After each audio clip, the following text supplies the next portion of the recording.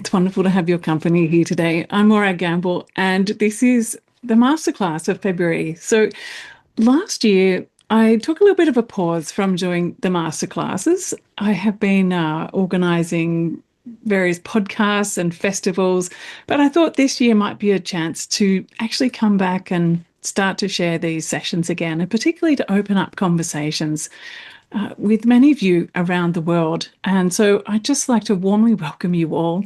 I see many friends I know and some people who I've not met before. So I hope this might be a chance that we can meet and talk. So for this first part of the session, what I'll do is share a piece that I've prepared to share with you, and then we can open up to have a chat as well. So before I do begin, though, I'd like to invite you to open up your chat and introduce where you're calling in from, if you feel like it.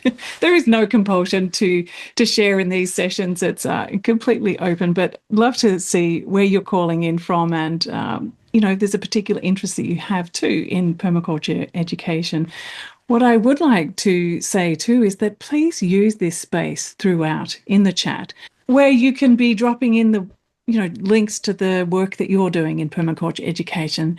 I'm really hoping that these are places where we can share collectively the work that we're doing in permaculture education that is really helping to bring alive this work in the world. So without anything more, I'd like to acknowledge that I'm calling in from the unceded lands of the Jinnaburra and Gubbi Gubbi people here in Crystal Waters Permaculture Village in southeast Queensland, Australia. And it's wonderful to see so many of you coming in from around the world. Hello and welcome.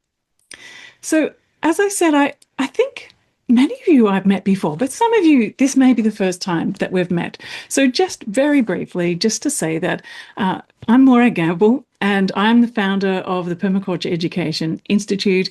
And permaculture is my life. I live and dream and work and play in the space of permaculture. And I've been doing this for well over 30 years now, around the world, from villages to conference halls on telly and radio, from playgroups to universities, in urban and rural areas. And my background is deeply embedded in systems thinking, education. I studied and taught at a place called Schumacher College in England, and also from a permaculture perspective that's deeply around eco-design and eco-literacy and education.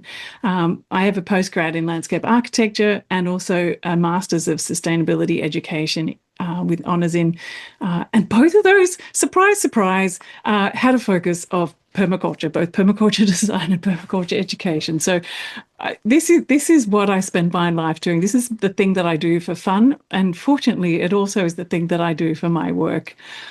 This is my habitat. This is where I live. I'm just upstairs from this at the moment, although it's dark right now in this part of the world. So this is my hand-built home and surrounded by my permaculture forage gardens in a permaculture eco-village. And everything about the way that I designed and built the house was deeply informed by permaculture, and also to be creating a living, learning, educational space to be able to open up possibilities to explore permaculture with other people. Now, I actually intentionally moved to this eco-village for the purposes of offering permaculture education. That was the reason I came here, because I felt it was a place where you could live it, you could breathe it, you could, you're showering in it, when you go to the toilet, everything is this circular system. It's this embedded permaculture way of life, and I really wanted to share that. So this is my habitat, and where you will find me happily ensconced most days of the year. And you may also know too that mostly what I do in terms of sharing out in the world is something called the Permaculture Educators Program, which combines design, education and livelihood. So this is the core program of the Permaculture Education Institute. I wanted to dive in here to really explore what is permaculture education as living systems. Now, the reason I say living systems is because it's not just one. Someone once said to me, it was Daniel Christian Vol, a systems thinker, who who talks about permacultures, as in there's not just one permaculture. Like every single person who embodies this work has a different way of communicating, a different way of applying it, there's a different context for it. And so permaculture education helps to unfold living systems in different places that are diverse and relational, self-organizing and locally adapting. And so the systems view of life really informs permaculture education and vice versa. And I work very closely with someone called Fritjof Capra, who is a leading systems thinker and author of The Turning Point of Life and another book called The Systems View of Life, which I always seem to have at hand here. And this, he says, we all belong to two communities. We belong to the human community and we belong to the community of life. So there's this deep sense of connectedness and belonging that infuses through all life and as humanity. And we all belong to one beautiful planet, and this is our shared home. And when you look to the very edge there, you can see this thin layer that is the membrane which protects all of life from the universe.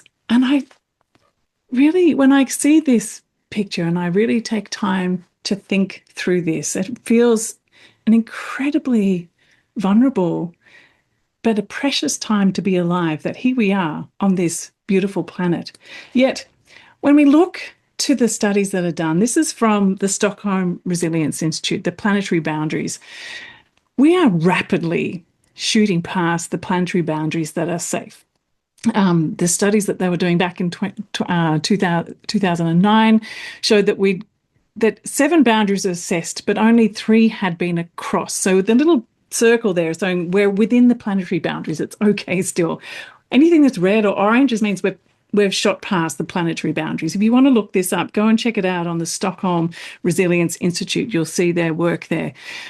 Fast forward to 2025, so the most recent report, we've actually crossed over 7 of the 9 boundaries assessed. This is absolutely disastrous. And if you also look at the country overshoot days, so this is from the national footprint, so the global footprint network. So last year, if you look at the ecological budget of the whole planet, we actually shot past that by July 24th last year. So pretty much for half of the year, we're in overshoot, meaning we were eating into future generations, other species, future possibilities of life continuing. By this year, this is the overshoot days for this year, and look at that. By March 16th, Australia is going to be in overshoot. So that means everything that happens after March, which is kind of a month from now, everything that happens is essentially an overshoot. So humanity is actually using altogether almost 2 times the amount of ecological resources that are available and the Earth is able to replenish. So if everyone lived like a typical Australian, we would need 4.5 Earths. We only have one. We know that. Something else that came out recently, and I don't know if you saw this, but it was the new national security assessment that came out of the UK. I put the link down here below, or you can just search it up. So pretty much this is what permaculture education has been sharing out for a very long time, that there's ecosystem degradation occurring across all regions. Wildlife populations are in decline. It says like 73% since 1970. Critical ecosystems are in risk of collapse. I'm not saying this with light heart at all, but I'm trying to read them fast. Amazon at 17% deforestation, likely to collapse at 20%. You just need to take a breath when you say that out loud. We're in resource overshoot. Industrial agriculture is the most significant cause of biodiversity loss. Ecosystem collapse will it's hard to say these words out loud. Ecosystem collapse will drive increased conflict. We're seeing that already. And the UK, so this is out of the UK. So it's saying the UK cannot feed itself. It's already relying on 40% of food imports. So this is a document that was put together by as a security assessment, like high level government. This is not a permaculture report. This is like an internal report looking at the security of their country. So essentially, though, they say we still have a window of opportunity to act. Essentially, they're saying that restoration is better than tech. We need to restore degraded land everywhere. Yes, we know this in permaculture education. This is what we've been saying. So finally, we're starting to get some sort of catch up going on here. We need to regenerate 30% of the planet for nature to rewild. Yes, restoring nature and protecting nature has always been at the heart of permaculture education. We need to rehydrate landscapes and build soil life. Yes, absolutely. This is at the heart of permaculture too. We need to relocalize, perennialize, and diversify food to create food security. This is what we know too. We need to prevent more damage from happening and protect the intact ecosystems that exist. We need to shift to more plant-rich diets, and we need to establish community food resilience.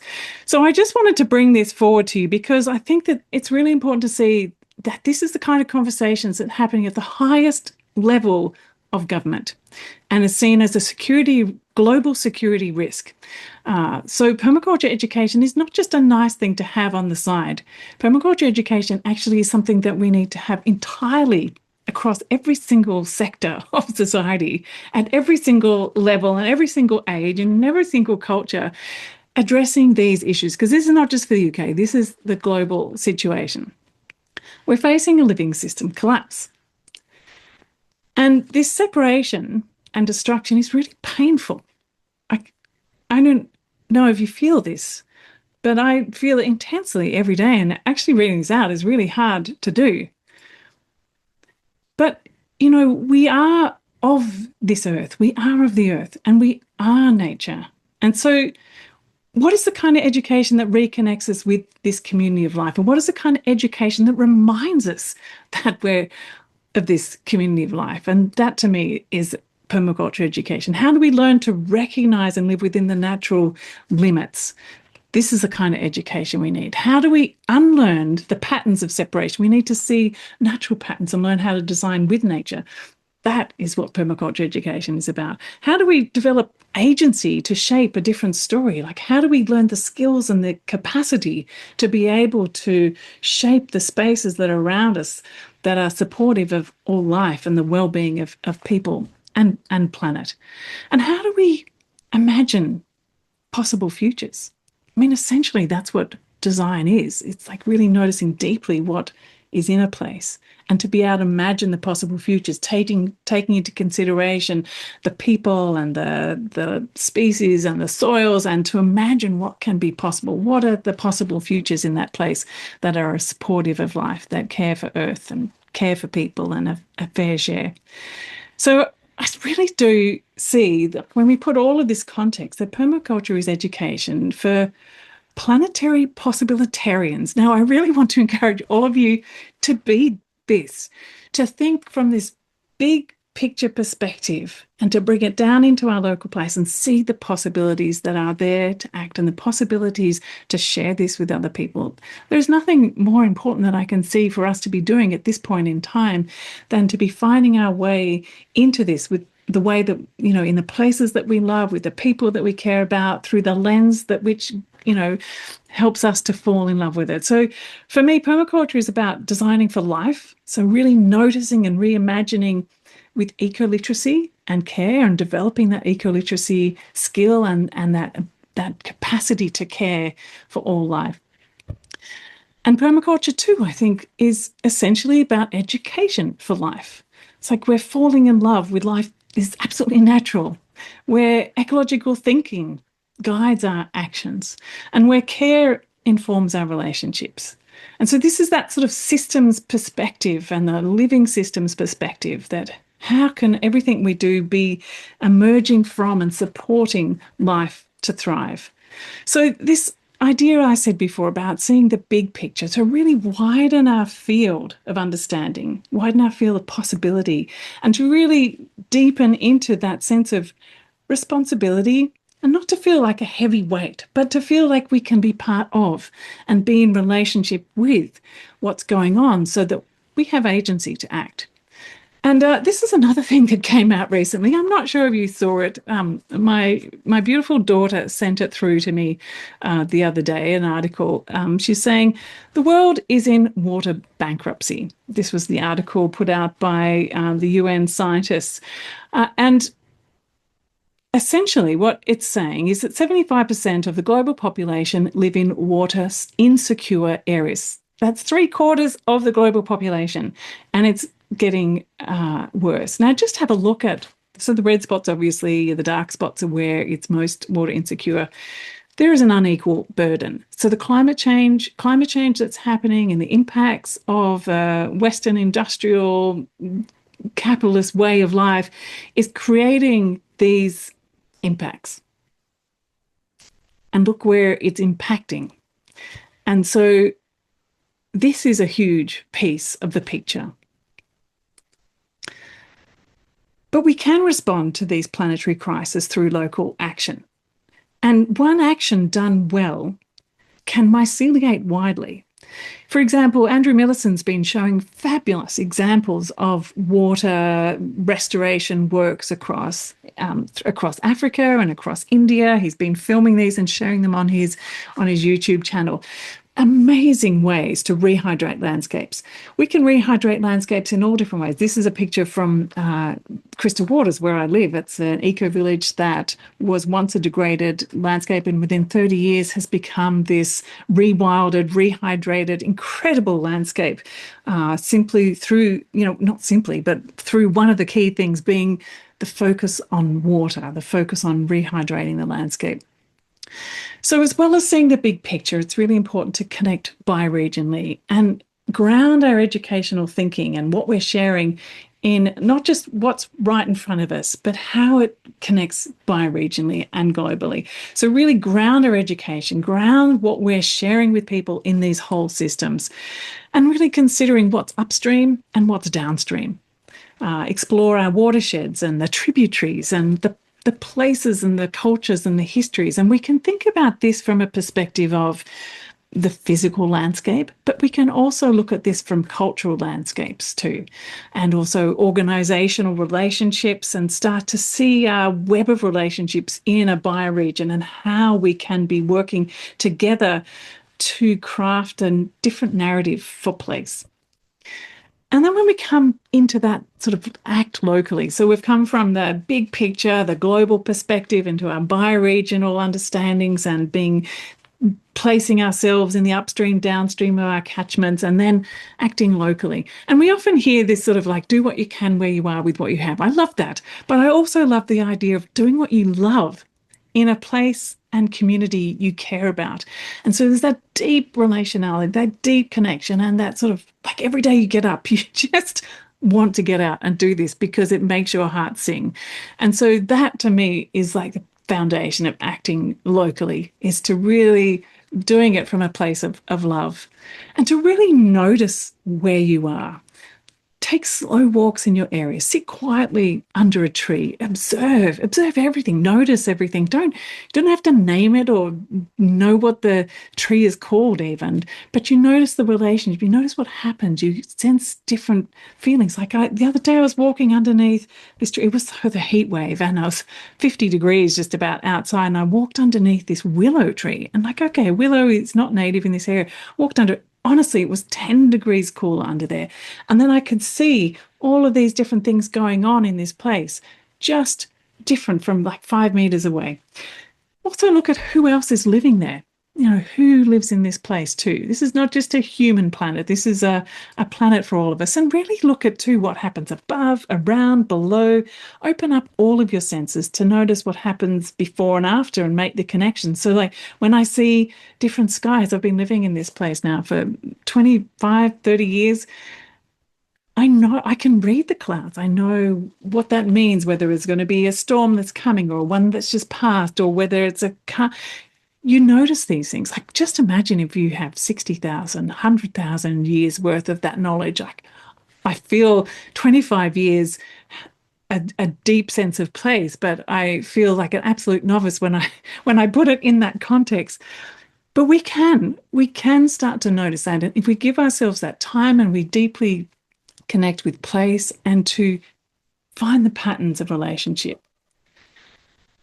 And I think what is also really important to take into account too, and particularly if we're educators and sharing out this idea into the world, is to really know and share this understanding that what we do is a planetary response, that tending with love to the local is about caring for the planet, caring for the earth, caring for people, not just our family or our neighborhood, but it's helping to care for people on the other side of the planet too.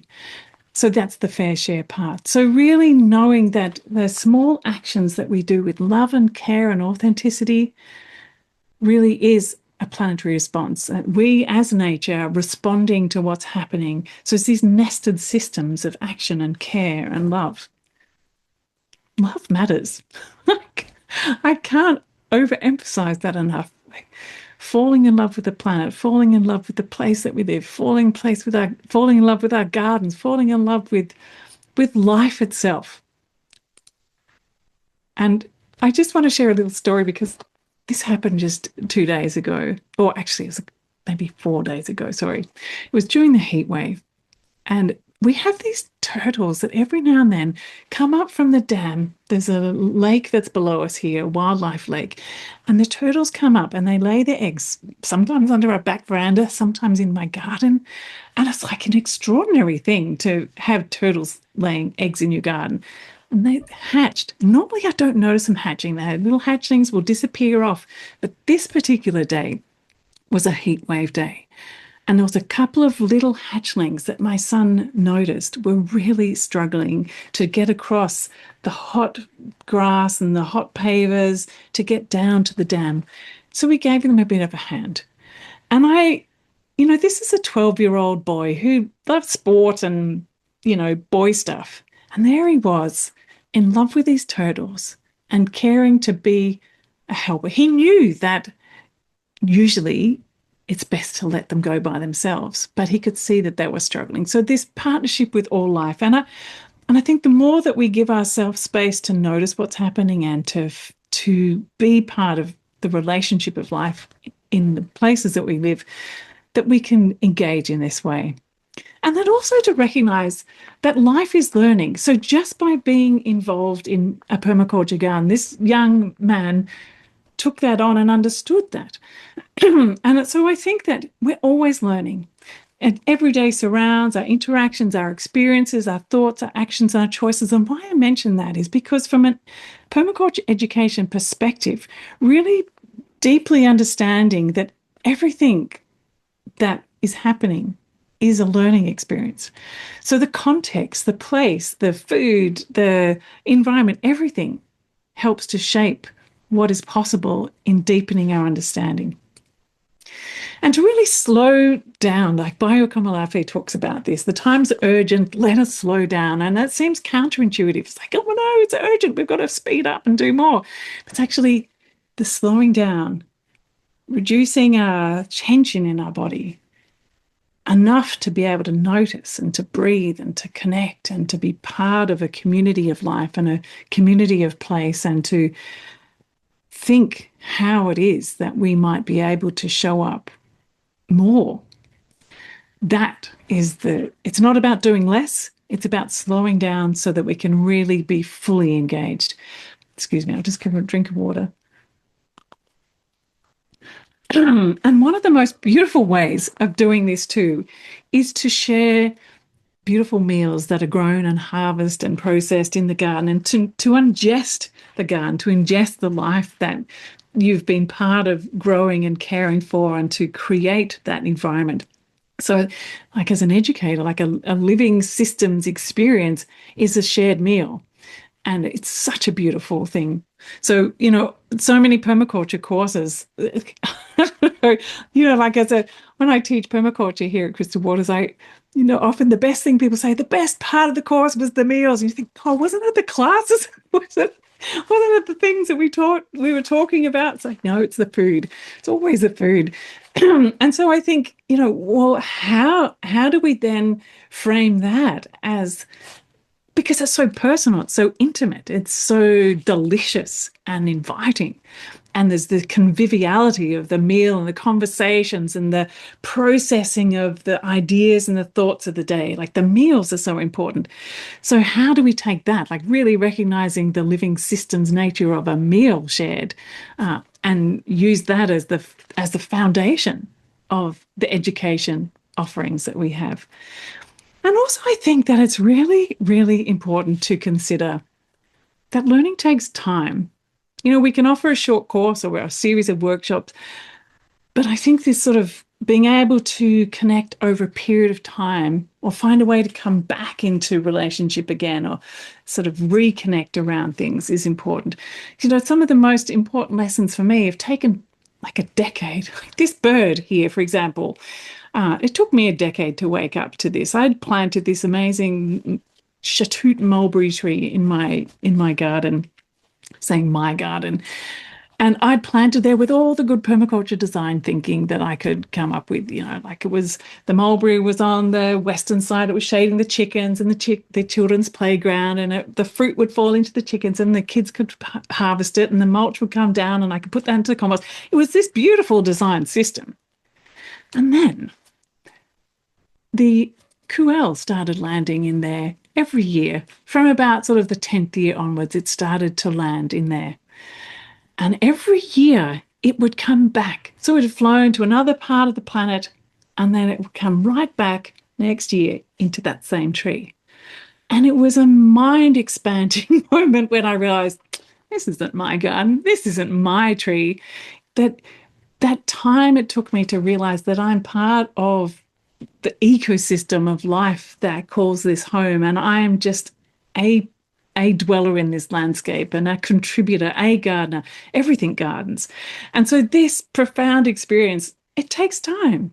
So how do we create spaciousness and time in the education offerings that we're creating?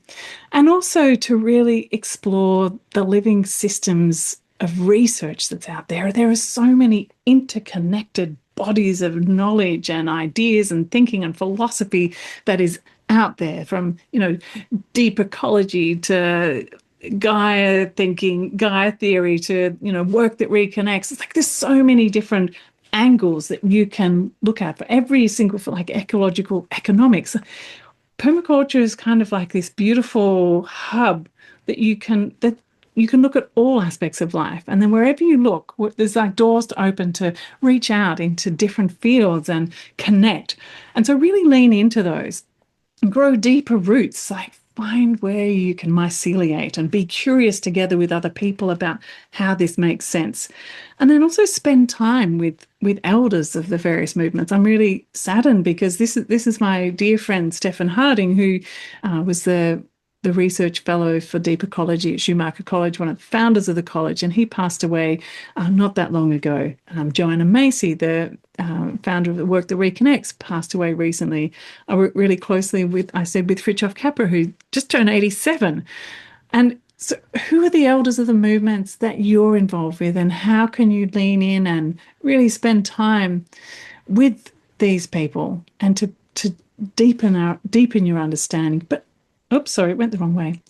And also spend time listening to country and listening to elders. This is my good friend Wurunga, who I spend a lot of time walking the landscape with, and he deeply has shaped the way that I see food, that I see country, that I understand plants and ways of harvesting.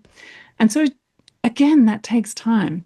And it's about building relationships and building a system of connecting.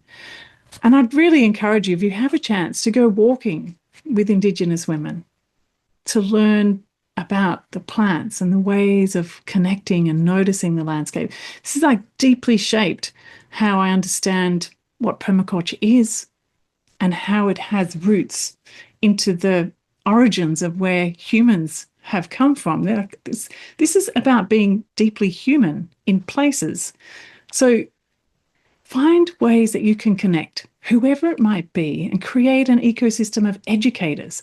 Like who is your in what ecology of relationships do you exist, and how can you really nurture and tend to that, like add compost to those relationships to help them grow and nourish and thrive, and really, uplift each of those different collaborators you have, and find ways that you can be part of this community of practice. This is Dominique Chen, who's a young Indigenous scholar, and Guy, who's founder of Permaqueer, and Gavin Hardy, who's runs the education systems at Northey Street City Farm. And we often get together and share educational offerings. And, to me, that is such a joyous place, because it's this meeting of knowledge systems, it's meeting of experiences, and offering that as a way to invite more people into this world, and to also have conversations that expand our understandings too, and really listen to and then be involved in sharing stories of renewal. This is Derek Gow, who is one of the key rewilder farmers in the UK. And so, what are the kind of contexts that you can create, like outdoor learning environments, spaces that encourage the storytelling to happen? Or what are the ways that you can invite community in? This is the Sanford Edible Garden Trail, where they connect people every year by opening up lots of gardens in the neighbourhood and inviting the community to come in and learn from the community itself. And these sort of experiences really help to deepen the understanding of what's happening in those places, as well as building the relationships. And it's never too young to start doing this work. Honestly, I think some of the most extraordinary systems thinkers I've met have been young people. They absolutely totally get it. So if you're working with young people, make the living systems visible. Like if you're talking about seeds, talk about them in the context of the whole living system of the seeds and the plants and the soils and the water and the landscape and the history of those plants. You like really open up the possibility. It's fascinating. Like I watch young children, age 4, lean in with absolute passion and curiosity about this. And I only wonder where that lands and how that shapes their future thinking. And there's something about home. I mean, permaculture is also deeply about home, like designing our places in which that hold us, like our healthy human habitats. And so this sense of homing, to really be a student of your place, be a partner of the place that you are, and really be deeply embedded in that living system. And it really helps to you find yourself in that space. You find a growing knowledge emerging. So gardens, I find, and this is what I love about permaculture so much, is because it might seem like a gardening system. It might seem like that's what it is, which of course it is that too. But gardens teach us everything about how to be connected to place and to the community of life. And I find this is a really beautiful opening, like a simple, welcoming, warm opening that you can invite people in to talk about food and growing and soil and plants, but also wrap it in living systems conversations, in the ecological paradigm ideas, without overwhelming. It's a very welcoming space to be able to express these ideas. So however you can, create learning commons, like grow community gardens and sharing circles wherever you are. In Hong Kong, there's these amazing weekend farms where people who live in high-rise apartments in the middle of the city just yearn to be outside with their hands in the soil and learn about growing. And so farmers on the peri-urban area invite them to come out, and that they have a space where they can meet together, they can learn together, they can grow together, and then take home the food back into the city. So these, embedding, like connecting the urban and the rural. So how can that happen to create that reconnection? And then creating learnscapes. This is in Indonesian schools where young children are invited to redesign the landscapes that they're learning in. And also the landscapes around them. They're involved. This particular school that I worked with engaged with the farmers around to reintroduce duck rice farming, so that there was less chemicals being sprayed around the school, and because the ducks were doing the fertilizing and picking out the pests, and they collected the waste and separated because they worried about, they had a lot of grandparents who had lung issues because all the waste got burnt, and so they separated it and then started to make things from that. made worm castings that would feed the gardens from the food scraps, and they made paper from the waste paper, which then was used for art exhibitions, which would share into the community exhibitions. And then also the gardens themselves introduced plants that part of the program was to invite grandmothers and aunties to come in with special plants and to work with the children to learn more about the traditional language, the medicinal properties, and really talk about this cultural heritage, because often it gets lost when young kids go to like a more westernized type of schooling system. So these kind of learnscapes are really important living learning systems. And then Vandana Shiva's Earth University is a fabulous example too of this living learning context. So they're involved in helping to conserve over 750 indigenous rice varieties and a whole range of other kinds of plants to and invite people in to explore that, and then go out in outreach out into villages everywhere, and are saving and distributing seeds of all kinds and sorghums and millets, and creating millet festivals, and really bring back a cultural appreciation of this. Uh, and then involving people who come to visit in that process. So, actually learning how to dry and separate the paddy rices, and look at also more contemporary ways of. So there's a traditional learning systems, and then there's a more contemporary one. So getting involved in learning about solar cooking, and engaging people from the intellectual understanding to the preparing the food, and then sharing, cooking it in the solar systems. And then it's not just about the academic learning or even the physical learning. There's like a heart-based learning as well. Every morning there's a circle that happens, and there's a reflective process that's going on, and people come and share maybe a poem, maybe a reading. And at this particular day, someone was sharing a song they'd written about their experience. And so finding ways within our own full sense of humanness to express what we're learning, and to dance it out as well, to find ways to share different cultural experiences and expressions. Now, these kind of living learning centres can happen anywhere, from eco communities around the world that are becoming hubs for this. There's urban reclamation spaces. This is in Paris at the Recyclery, where they've reclaimed an old piece of railway track, an old station, and turned it into a living learning centre, a cafe, a remakery, a community garden, and there's like self-guided information tour things there, workshops you can see here. There's like repair stores, and all different kinds of things happen in this space. So, these kind of extraordinary experiments that come from a playfulness and an imagination to really want to see a different future. These show up in so many different ways. And this is in The Hague, where neighbourhood farms transform little pocket parks into incredible spaces where people meet and share and learn and grow together. This one actually has support from the local government, and they're sharing incredible educational workshops every week inside the garden. And it's something that happens everywhere.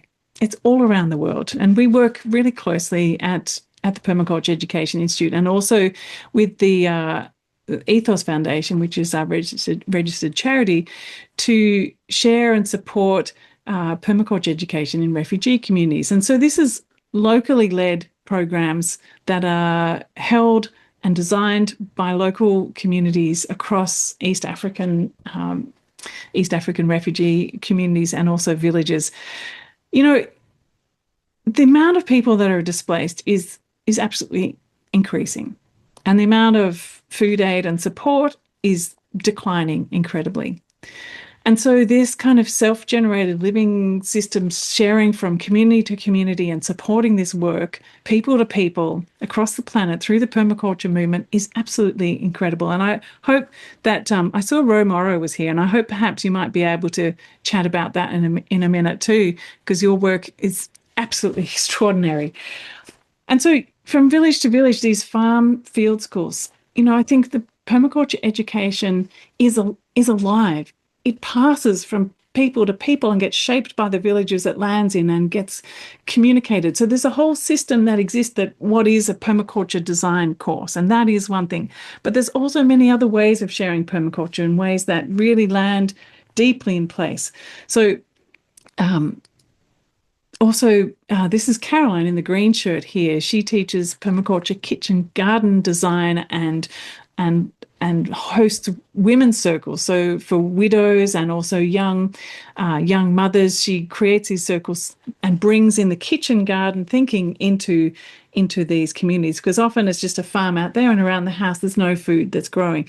So the kitchen gardens are helping to not only increase nutrition and food security, but create a place where the women have an opportunity to both decrease their money they spend to feed their families, but also increase the possibilities for creating livelihoods. And then in Chiaka 2 refugee settlement in Uganda, this is Janvier, and I hope he's going to join me in one of our future sessions, because he runs incredible care farms for refugee orphans and also teen grow projects. So one thing he's doing is helping to create permaculture gardens that feed orphans. He himself is an orphan that came across from the Democratic Republic of Congo. He's pretty much grown up in this refugee settlement. Now he's creating living learning centres and care farms for other young people there. And also this teen grow project, which is helping to regenerate the landscape and do tree planting and livelihood and restoration work through this. So this is some of the projects. There are so many projects. I can only just tell you a few here now. But what I wanted to share with you is that this permaculture education takes root and then grows these beautiful fruits and ecosystems where they land. And everywhere they land, they look something like something different, but something that fits beautifully in that place. And so this kind of sense of like the way that we can imagine the educational offerings inspired by living systems really do widen our field of possibility, inspire positive grounded action and deepen connection, and really help us to myceliate good ideas and kind living. And I think this myceliation is one of the most important things that I could think about with permaculture, because it's about deeply going into the ground. And often it's in the unseen places, but it spreads really far and connects, and it helps to nourish all of the different pieces that are there. So myceliate. So I think a key part of designing these education systems and creating conditions for learning that's alive is about really deeply connecting, noticing and presencing, really finding ourselves into like this sense of humility and curiosity and a playfulness, and inviting people in ways that make sense to them, and inviting them in and sharing what we have, and holding the the multiplicities that exist there, and the complexity that exists. Don't try and simplify it, just like hold it. And, if we need more spaciousness, we can do that. And really responding to what the situation is and reflecting on how things go, and constantly evolving and being in this sort of dynamic flux with it. It does take time. It's not something that happens overnight, but all of us are doing all of this work all around the world. And I feel like there is this sense of wrapping the globe in a great big beautiful hug with the permaculture thinking and ideas, and we need more of it. We always need to be learning and sharing, but let's keep that flowing as much as possible. I did just want to remind folks again too that if anyone wanted to join me at the Permaculture Educators Complete Collection, please, while I'm just sharing this, if there's anything that you wanted to ask or share or speak about, start dropping things into the chat, and I'll stop sharing my screen soon. But I did just want to remind folks that if you're not already in the Permaculture Educators Program, there is something that's closing today, which is a combination of the Permaculture Educators Program, which is the design course and the teachers course. And then there's a whole lot of extra things that are part of this program as well. So Share Permaculture, an Incredible Edible Garden, and also one free year in Hive, which is our living, learning, community and international space. Really the point of this program altogether is to design a place of your choice, essentially a living learning centre, to design your own unique permaculture education program, and then to design and educational livelihood, or perhaps a fresh lens on something that you're already doing in your current profession. So this is something that you can be in full time, and also to be part of a permaculture education learning community, and this be part of this global movement for positive change. So these kind of permaculture courses, and those of you who are inside the course and those of you part of programs elsewhere will know that this is a holistic approach. Permaculture holds so many different dimensions of how we live, from the home into the community, into local economics, into community food systems, to creating livelihoods from this. So this is a whole systems approach to creating a sustainable life. And you learn how to design spaces and collaborate with others to design spaces. The Share Permaculture course is all about how you myceliate and amplify this work. Many of you have probably come across the work that I do in the podcast and the YouTube. And so I deeply share into those, like how you get those going, how you find your story, how you can craft your narratives and really find a way to communicate that out into the world. And the Incredible Edible Garden is about permaculture gardening, and just a few other different things that come together with this as well is a permaculture film collection. Many of you might have come to my permaculture film clubs over the last few years. I've gathered together a list of all of those different films and how you can access those. So then perhaps you can run your own film clubs, or share them into your courses, or maybe just watch them at home by yourself. So that's another resource. I've been doing masterclasses for so long now, and there's some really brilliant masterclasses, particularly with guests as well, that I wanted to share with you. So I have a collection of those. Also did a series with Helena Norberg Hodge, who is an elder in the localization, a founder and sort of pioneer in the localization movement. There's a 4-part series with her around permaculture and localization, and a series of resources to go with that. So that's part of that too. The International Permaculture Festival of Wild Ideas was an opportunity last year and the year before to speak with incredible thinkers that expand the field of what permaculture and permaculture education is. So I pulled together a collection of those. I am actually hosting another festival this year, so mark the sort of the last week of April. You'll see something starting to come out soon. Also have some book discounts. Anyone who signs up to any of our programs can access our book discounts, and also doing some one-to-one mentoring for people who really want to dive in more deeply and accelerate their work. And so all of those things together is more than 50% off at the moment. So that's what's finishing it by midnight tonight. It's been open all of January. This is the last moment, which is why I'm just mentioning it now, just in case you had missed any of my messages talking about that. You can pay in full, or there's payment plans up to 12 months just to make it doable. And there's also, if you have a young person that you would like to sign up with you, they can join for free and do their PDC, and they can learn how to become a permaculture educator and engage in all of these resources that are available here. So this is really fantastic opportunity for people who are maybe homeschooling or world schooling, or even people who are schooling as a sort of an extension piece to the work, and really to help ground permaculture thinking as a foundation for what they do next. So I am always open to offering places for young people in the program. So here's the link if you want to find out more about that offering. That is the link there, the QR code.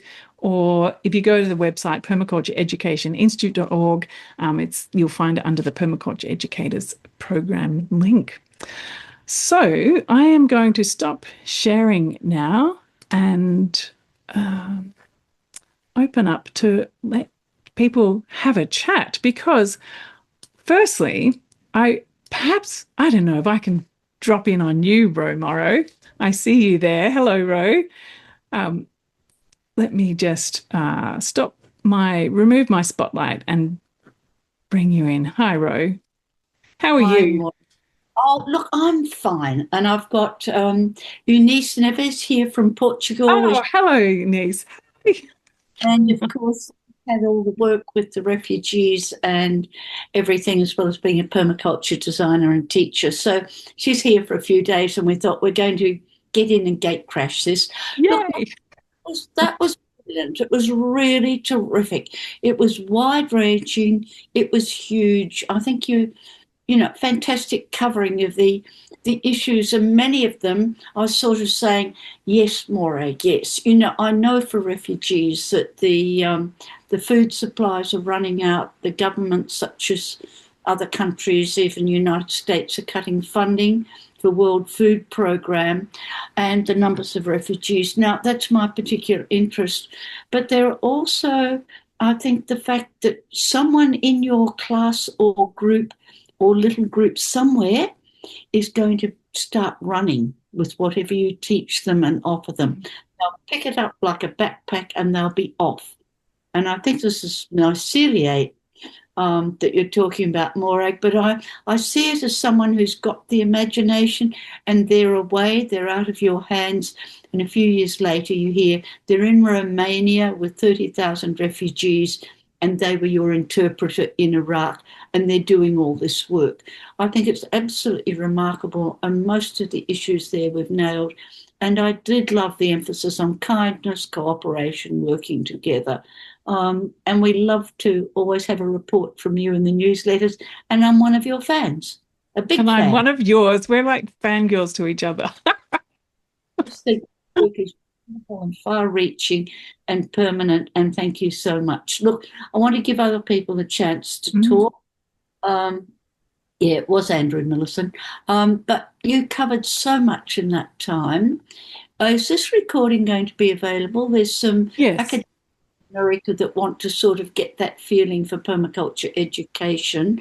So I'll put them in touch with you. Great. Yes, indeed. I'll make it available. So just send them my way. So, again, for anyone who'd like to share this anywhere, after the session, I'll just pull it together. I'll just sort of trim the ends and then share it out. So please feel free to share it. Thank you.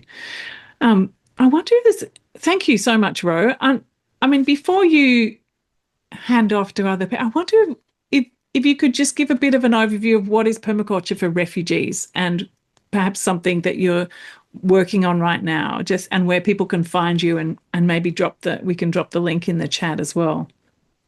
Okay, so it's basically permacultureforrefugees.org, all one word. Mhm. So what started me on this was I'd been a development worker. So that meant I was working in countries in Africa for many years in the 70s, came back to Australia and found permaculture and thought, is this what I want? Now, my commitment has been two things.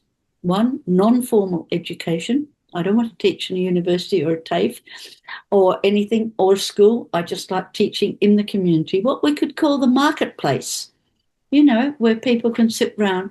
And the other thing is people who cannot access permaculture information very easily unless we take it to them. So if they don't have that choice and they say, would you come? I will scratch and itch and worry people and find a way of getting there. The other thing is, as someone really committed to peace, I've wanted to work in countries of war and civil war and recovery as well, because I think permaculture teaches so many of the arts of peace. So I've got several hats, probably not as many as you, Morag, but I've got a few hats. You've And got lots of hats. interest in when we are teaching, say just informally, in a group or formally, how can we get the maximum impact? So I'm particularly interested in education that is wasting nothing for people. Everyone can learn, everyone can take something away. So I've tended to specialise in non-formal education and in particular sometimes people who are illiterate. Now, the result of that is always what you'd expect. I have had to learn better strategies and techniques. So I don't simplify anything. I simply teach it differently. And we say there's no one who can't learn. There's only someone who doesn't know how to teach it in a way that makes it. I believe strongly with climate change and those planetary boundaries, Morag, that you put up in the beginning, that it's everyone's right to know what we're facing. And I think of the people in Bangladesh, and I think of the people in 5 million migrants in um, Malaysia, and other situations, I think, and in the Sudan, and it's their right to have the skills and knowledge we have. Permaculture is not particularly colonial, though some of the techniques might be if you want to tell people to use resources they haven't got. But it's very much available to it's not available to enough people. So what I'm concerned about is how we can get information and knowledge to people where it matters. And of course, working in the refugee camps, Morag, which is what you do, is absolutely key. So recently we have been teaching permaculturists from Gaza. We've been teaching permaculturists from the Ukraine, permaculturists from the Congo, and they are becoming trainers of trainers, and they need the methodology and the information that's really pertinent. We can't say to them, go and get some cardboard and straw. They don't have the resources. And some of the big challenges are coming with climate change. How can we say to people in Gaza who need energy foods, just grow some corn, right? Or put in potatoes. That takes 3 months. People can die in that time. So there are problems that we're facing in permaculture that are really the hard questions. Another one, if we look at it really difficult, is going to be deltas. But we can do it.